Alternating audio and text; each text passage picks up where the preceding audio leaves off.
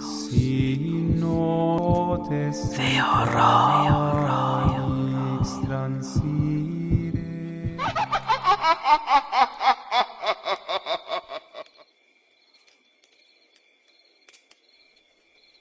Mi abuela le hizo brujería de muerte a mi mamá. Yo soy de Guatemala, mi nombre es Ignacio y quiero contarte una historia que pasó cuando era niño. Tenía como 6 o 7 años, creo que por ese motivo nunca me di cuenta de la magnitud de los problemas que vivimos en aquel tiempo. Vivíamos en la colonia San José, una zona humilde y tranquila de la ciudad de Guatemala. Era el año 1968, mi familia estaba compuesta por mi padre José Luis, mi madre María Elena, mis hermanas Ana María y Lucía, mi hermano mayor Carlos y yo. Mi padre trabajaba como mecánico en un taller cercano a nuestra casa, mi madre se dedicaba al hogar y a cuidarnos. Mis hermanas iban a la escuela primaria y mi hermano al bachillerato. Yo todavía no había empezado a estudiar. Mi abuela paterna se llamaba Carmen y tenía fama en la colonia de que era bruja. Recuerdo que íbamos con una de mis hermanas a ver televisión con ella, pero al entrar a su casa me daba mucho miedo siempre y también a mi hermana. La abuela vivía bastante cerca de nuestra casa, en una casita de madera y techo de zinc. Tenía un patio lleno de plantas y animales, como gallinas, conejos y gatos. Su casa siempre olía a hierbas y a humo. Mi mamá siempre le decía a mi papá que le llevara comida y le ayudara recogiendo leña, pues con eso cocinaba mi abuela. Mi mamá era un pan de Dios con ella y todo, aun sabiendo que mi abuela no la quería y nunca la quiso. Mi papá entró a una etapa de alcoholismo y trataba muy mal a mi mamá y a todos nosotros. Llegaba borracho a la casa, nos gritaba, nos pegaba y nos insultaba. A veces rompía cosas, o se llevaba el dinero que mi mamá guardaba para la comida o la escuela. Mi abuela aseguraba que todo era culpa de mi mamá, que por ser una mala esposa su hijo estaba así. La abuela siempre le metía ideas feas a mi papá en su cabeza, para que peleara con mi mamá. A ella esto le gustaba, pues cuando eso pasaba, él se iba para la casa de ella. Muchas veces nos fuimos de la casa donde vivíamos, a la casa de mi abuela materna con mi mamá y mis hermanas, porque mi papá se dejaba llevar tanto del vicio del alcohol, que se ponía demasiado violento. Mi abuela materna se llamaba Rosa, y era muy buena con nosotros. Nos daba cariño, y nos hacía comida rica. Su casa era grande y bonita, tenía un columpio donde nos gustaba jugar. Pero una de esas veces, mi hermano mayor se regresó a la casa con mi papá, ya que estaba en la adolescencia, en la edad del burro como se dice, y se discutió con mi madre. Entonces pensó que sería buena idea ir con mi padre. Resulta que cuando él llegó a la casa y entró, no encontró a nadie. La casa estaba sola, sucia y desordenada. Luego se fue a la casa de la abuela paterna, y ahí estaba mi padre con la abuela. Todo estaba normal, pero un día que la abuela había salido, y él estaba solo en esa casa, algo lo llamó a la habitación de la abuela, donde tenía prohibido entrar. Cuando entró encontró un altar que tenía velas negras y rojas encendidas, y una foto de mi mamá volteada de cabeza hacia el piso. Esto se lo contó días después a mi mamá. También le dijo que una de las noches mientras pensaban que él dormía, mi papá y la abuela conversaban de cómo habían ido con un brujo para hacerle un mal a mi mamá. Según lo que dijo mi hermano, escuchó cómo comentaban que cuando le habían llevado una gallina negra, todo ese lugar donde trabajaba el brujo estaba lleno de sangre y apestaba como a azufre o a algo así. Y la abuela le decía a mi papá que ese hombre era muy bueno en lo que hacía, y más poderoso que ella, que de seguro, él sí iba a matar a mi mamá. Con el paso de los meses, mi hermano contó muchas cosas que escuchó mientras vivió con ellos, y que estos conversaban en las noches mientras pensaban que él dormía. Luego de un tiempo, resulta que tuvimos que regresar a la casa, porque mi mamá se enfermó, y no quería ser una carga para su mamá, o sea mi abuelita materna, pues ella ya estaba muy mayor. También porque mi padre, cuando no estaba alcoholizado, buscaba a mi madre y le pedía que regresara. Le decía que él la quería mucho y que por ella iba a cambiar. Pero cuando regresamos con mi padre, mi mamá se puso tan mal que ya no podía caminar. La pobre se la pasaba solo en la cama o se arrastraba para hacer una que otra actividad. Mi madre se llamaba María Elena y era una mujer hermosa y trabajadora, siempre nos cuidaba con amor y paciencia. Antes de que mi padre se volviera alcohólico, ellos se llevaban bien y eran felices. Pero todo cambió cuando mi padre empezó a beber con sus amigos y a escuchar los consejos de mi abuela paterna.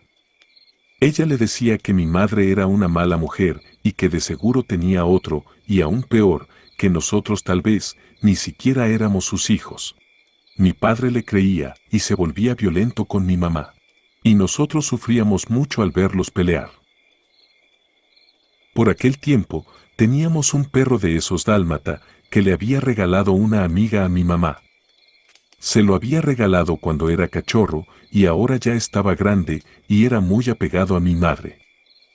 Luego, unos cuantos días apenas después de haber regresado a la casa, el perro también se enfermó. Su pelo blanco y negro se le caía, sus ojos se le pusieron rojos y llorosos, su nariz se le secó y su cuerpo se le llenó de llagas. Le dijo mi hermano a mi mamá que creía que todo era el resultado de las visitas de la abuela a ese otro brujo. Pues lo que pedían era que mi mamá enfermara y luego muriera, y él estaba seguro que todo ese daño también estaba afectando al animalito. El cuadro de enfermedad de mi mamá era tan fuerte y extraño que recuerdo que le hicieron muchos exámenes en el hospital y todo salía bien. Tan extraño era que los doctores no quisieron hospitalizarla, pues decían que según los estudios todo estaba bien, y no entendían por qué ella no comía y no podía moverse, hasta el punto que, como ya les conté, dejó de caminar. Hasta que unos cuantos días después de estar en nuestra casa, Fígaro, que así se llamaba el perrito de mi mamá, al poco tiempo empezó a dejar de moverse, dejó de comer y de caminar. Era como si ahora a él se le hubiese pasado la enfermedad de mi mamá, pues mientras más enfermo se ponía el perro, más se aliviaba mi mamá. Después de unos días de estos acontecimientos, y mientras el pobre perro iba literalmente perdiendo la vida, fue cuando mi mamá ya pudo levantarse. Entonces preocupada lo fue a ver, y el perrito al ver a mi madre recuperada, empezó a mover su cola de alegría. Mientras mi madre se iba acercando, él se ponía más feliz, aunque no podía ya levantarse. Mi mamá empezó a acariciarlo y a preguntarle qué era lo que le pasaba.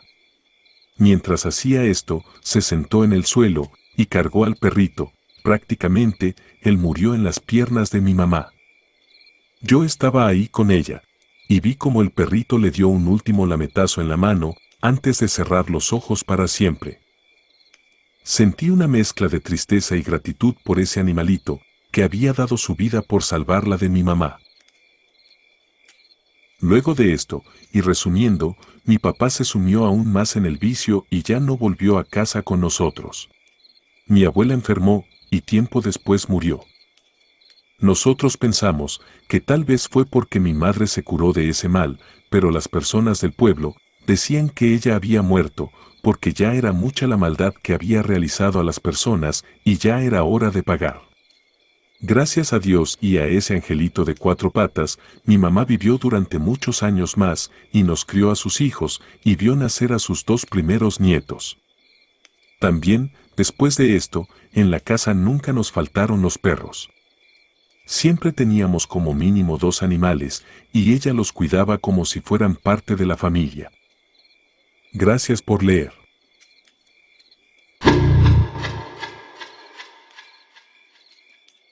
La bruja que se enamoró de mi tío. Mi tío Luis siempre fue un hombre muy apuesto y varonil, que decía no tener miedo a nada. Decía que la vida era para vivirla, y que con miedo no se llega a ninguna parte. Pero un día, su pensamiento cambió. Recibió una carta de un notario que le informaba que había heredado una propiedad en Michoacán, de parte de un pariente lejano que acababa de fallecer. Mi tío había escuchado alguna vez hablar de dicho pariente, pero ni siquiera sabía el nombre completo de esa persona, y mucho menos que era dueño de algunos terrenos. Por eso, le dio mucha curiosidad el saber que le habían heredado algo, y así, lleno de intriga, decidió ir a ver lo que le habían obsequiado. La propiedad estaba ubicada en un pequeño pueblo llamado San Miguel de Allende, cerca de la antigua hacienda de San José del Carmen, que había sido una de las más grandes y prósperas del estado durante el Porfiriato. La hacienda había sido expropiada y repartida entre los campesinos después de la Revolución Mexicana, y solo quedaban algunas ruinas y recuerdos de su pasado esplendoroso. La propiedad que había heredado mi tío era una de las parcelas que habían formado parte de la hacienda y consistía en una casa modesta pero amplia, rodeada de un terreno cultivable y algunos árboles frutales. Él llegó al pueblo en su coche, un viejo Volkswagen Escarabajo, que había comprado hace algunos años atrás. Se hospedó en el único hotel del lugar, una posada sencilla pero limpia y acogedora, donde lo recibió el dueño. Él se llamaba Pedro, un hombre mayor y amable, que le dio la bienvenida y le ofreció su ayuda para lo que necesitara. Mi tío le contó que había venido a ver la propiedad que había heredado. Y don Pedro le dijo que él conocía muy bien esa propiedad, pues había sido amigo del difunto dueño, don Rafael, que era primo segundo de mi tío. También dijo que don Rafael había sido un hombre bueno y generoso, pero también solitario y triste, pues nunca se había casado ni había tenido hijos. Después de una breve conversa, mi tío se despidió y le dijo a don Pedro que iba a conocer el pueblo, e iba también a conocer su herencia, pues aún no la veía. Cuenta que cuando iba por una carretera de tierra, la cual lo llevaba a su nueva propiedad, en un momento miró el retrovisor, y vio como una mujer estaba parada en medio de la calle mirándolo fijamente. Dice que no la pudo distinguir muy bien, porque como eran días de mucho sol, el paso del automóvil levantaba mucho polvo, y este pareció envolver a la mujer y ella desapareció. Mi tío se asustó un poco, pero como a los lados de aquella carretera habían árboles, pensó que la mujer se metió por entre ellos, y por eso ya no la vio. Después de unas cuantas horas de estar en aquel lugar y conocer más a fondo su nueva propiedad, regresó al hotel donde se estaba quedando y le contó su experiencia a don Pedro. Aquel señor le dijo que seguramente se trataba de la bruja, que aunque casi nunca se la había visto en el día, en el pueblo se conocía muy bien a la que llamaban María, la bruja del rumbo. Le contó que era una indígena menudita, de no más de 1,5 metros de estatura, que vivía sola en una choza al pie de la montaña. Se decía que María era descendiente directa de los antiguos habitantes del lugar, los purépechas, y que tenía poderes sobrenaturales, heredados de sus ancestros. Se decía también que María era capaz de transformarse en animales, volar por los aires, curar enfermedades o causarlas con solo mirar a alguien. Se decían muchas cosas de María, pero nadie se atrevía a acercarse a ella ni a molestarla, pues le tenían miedo. Don Pedro le dijo a mi tío que seguramente María se había fijado en él, ya sea porque le pareció guapo, interesante, o vaya usted a saber por qué, pero la bruja María se había emocionado de mi tío. Cuenta que él se quedó ahí en ese pueblito, porque le había gustado y le nació la idea de cultivar algo en ese terreno, y también arreglar la casa para que sea más confortable. Pero mientras pasaban los días, él empezó a ver más seguido a la mujer aquella. Según él, siempre lo seguía a donde quiera que fuera en el pueblo. La mujer andaba descalza, con el cabello en trenzas hasta debajo de la espalda, de un negro que contrastaba con la blancura de su sencillo huipil. Mi tío siempre la ignoraba y hacía como si no la veía. Un día, estando descansando, en una de las habitaciones de la propiedad que daba a la calle, vio como María pasaba frente a la ventana donde él estaba, le sonreía y parecía coquetearle. Molesto por la audacia de la mujer, mi tío salió a buscarla, decidido a sacarla con insultos y, si era necesario, con golpes. Salió a la puerta y miró para todos lados, pero no la vio. Luego alcanzó a ver cómo la bruja se metía a un cuarto algo alejado, el cual se usaba de bodega de herramientas de campo. Ella, mientras iba entrando despacio, volteaba a mirarlo hacia atrás por arriba del hombro, como esperando que él la siguiera. Esta arrogancia y desfachatez enfadó más a mi tío, quien apresuró el paso para alcanzarla. Cuando llegó a la puerta del cuarto, abrió las puertas de golpe, pero no alcanzó a ver a nadie. Volteó a izquierda y derecha, pero el cuarto parecía estar vacío. Por más que buscó con la mirada no lograba verla. De pronto algo le hizo voltear hacia el techo, y sí, ahí estaba ella, estaba pegada de espalda contra el techo, y mirándolo mientras le sonreía. Aterrorizado, mi tío se da la vuelta para escapar de esa mujer, pero la bruja le cayó sobre la espalda, abrazándolo por el cuello con ambos brazos, y con las piernas en el torso. Mi tío, aunque no era corpulento, sí le llevaba bastante en estatura y peso. Así que hizo el movimiento con ambos brazos hacia su espalda, tomó a la bruja del huipil, y se la arrancó de la espalda, arrojando a la mujer con todas las fuerzas que pudo. Dice que fue como aventar a un gato, pues aunque la mujer fue lanzada varios metros, cayó sobre manos y pies, y desde ahí le sonreía de manera siniestra. Con la misma agilidad con la que cayó al suelo, María corrió de nuevo hacia mi tío. Él dice que no sabe cómo lo hizo, y tal vez fue por la desesperación, pero cuenta que pudo agarrarla del huipil con ambas manos, y aprovechando el impulso de la carrera de ella, él solo dio un paso y se hizo a un lado, y con todas sus fuerzas la lanzó contra el muro de la propiedad que quedaba a su espalda.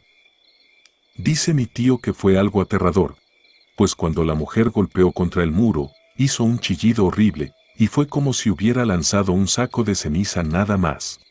Pues al golpear, solo se apreció una nube de un fino polvo de color gris negruzco, y la mujer ya no estaba. Cuenta que temblando del miedo, y por el terror que sintió en ese momento, salió corriendo de la propiedad sin mirar atrás.